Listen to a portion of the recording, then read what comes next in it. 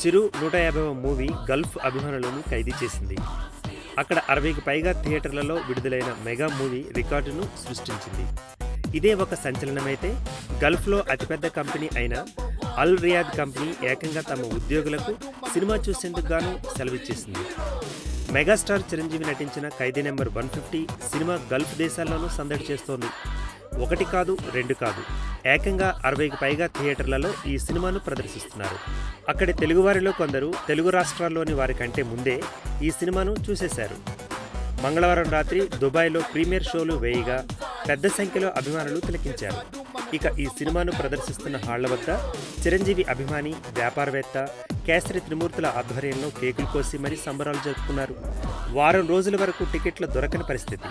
Dubai, యుఏఈలో 36 థియేటర్లలో ఈ cinema విడుదలైంది.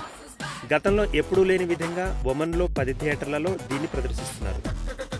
ఇక ఈ సినిమా చూడడానికి తమ ఉద్యోగులందరికీ సెలవిచ్చేసినట్లు అల్ రియాద్ కంపెనీ యజమాని, మెగాస్టార్ అభిమాని అయిన రామ్దాస్ చెప్పారు.